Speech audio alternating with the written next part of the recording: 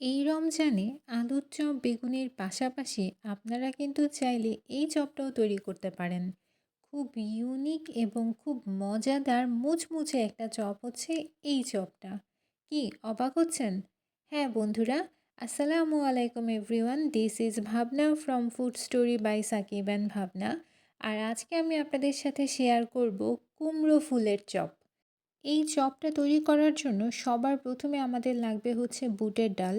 আমি কিন্তু আজকে বুটের ডালটা হচ্ছে একদম প্রসেস করে তারপর বেসনটা ক্রিয়েট করেছি। কিন্তু আপনারা যদি চান এই ক্ষেত্রে বেসনও ব্যবহার করতে পারেন।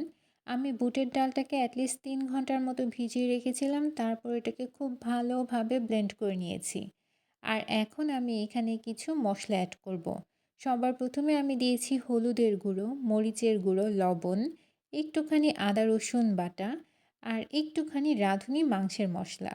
এটা একদমই অপশনাল, কিন্তু আমার কাছে খেতে ভালো লাগে তাই আমি সবসময় চেষ্টা করি একটুখানি মাংসের মশলা এই ধরনের ভাজা পোড়া আইটেমে হচ্ছে অ্যাড করার। সো আপনারা চাইলে কিন্তু এটা অ্যাড করতে পারেন। আর এখন দিয়ে দিয়েছি ২ চামচের মতো ময়দা।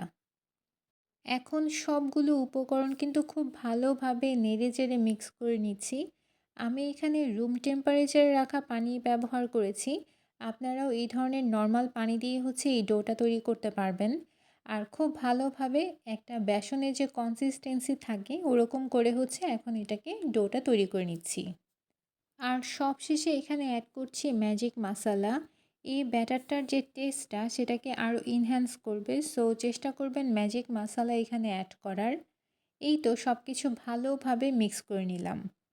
আর এখন সর্বশেষ যে উপাদানটা আমি এখানে ব্যবহার করেছি সেটা হচ্ছে উত্তপ্ত গরম তেল। এটা কিন্তু ছোট্ট একটা টিপস আপনাদেরকে দিয়ে রাখি।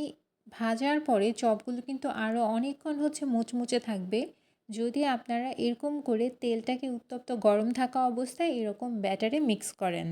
আর সব কিছু ভালোভাবে মিক্স করা হয়ে গিয়েছে। আমি কিন্তু কুমড়োর যে ফুলগুলো আছে সেটাও খুব ভালোভাবে পরিষ্কার করে ধুয়ে পানি ঝরিয়ে নিয়েছি। এখন এই ব্যাটারে চুবিয়ে তারপর তেলের মধ্যে ছেড়ে দিব। বেসিক্যালি আমরা আলুর চপ বেগুনি যেভাবে আসলে ফ্রাই করি, যেভাবে ভাজি, এই কুমড়োর চপটাও কিন্তু ঠিক সেইভাবেই হচ্ছে ভেজে নিতে হবে। আচ্ছা, আপনাদেরকে একটা ইনফো দিয়ে রাখি। এই যে কুমড়ো ফুলের চপটা, এটা আমি আসলে কোথা থেকে জেনেছি আপনারা কি জানেন? আমি আসলে বইটার নাম পুরোপুরি মনে আসতেছে না আমার। কিন্তু এটা হুমায়ূন আহমেদের একটা বইয়ের মধ্যে ছিল যে সকালবেলা কুমড়োর এই চপের সাথে হচ্ছে মুড়ি খাচ্ছিল। একটা মেয়ে একটা ক্যারেক্টার ছিল মোস্ট প্রবাবলি। আচ্ছা, যদি কেউ পড়ে থাকেন তাহলে অবশ্যই আমাকে কমেন্ট সেকশানে কিন্তু জানাবেন।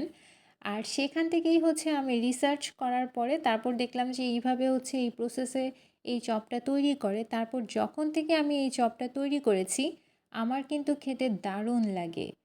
আর এটা আসলে ঠিকই মুড়ির সাথে কিংবা চায়ের সাথে এই চপটা যদি হয় অন্য কোনো কিছুই কিন্তু আসলে আর লাগে না।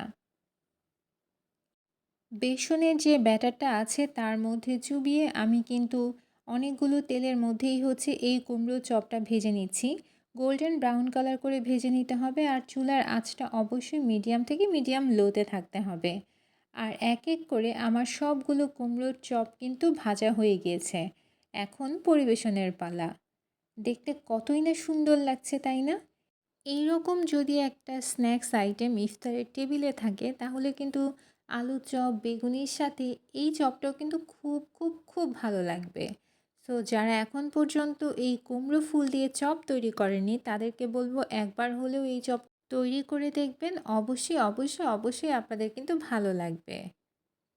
রমজান মাস তো চলছে, সবাই কিন্তু সবার জন্য দোয়া করবেন। আপনারা যারা আজকে আমাকে প্রথম দেখছেন তাদেরকে বলবো প্লিজ আমার পরিবারের সদস্য হয়ে যাবেন। আর যারা পুরাতন আছেন তাদের জন্য অনেক দোয়া আছে, অনেক ভালোবাসা আছে। আপনারাও কিন্তু আমাদের জন্য দোয়া করবেন যাতে আমি সবসময় এরকম ধরনের বিভিন্ন ধরনের মজার মজার রেসিপি আপনাদের সাথে শেয়ার করতে পারি। আমিও আমার পরিবার যাতে ভালো থাকে অবশ্যই কিন্তু আমাদের জন্য দোয়া করবেন। আজ এই পর্যন্তই। Thanks for watching.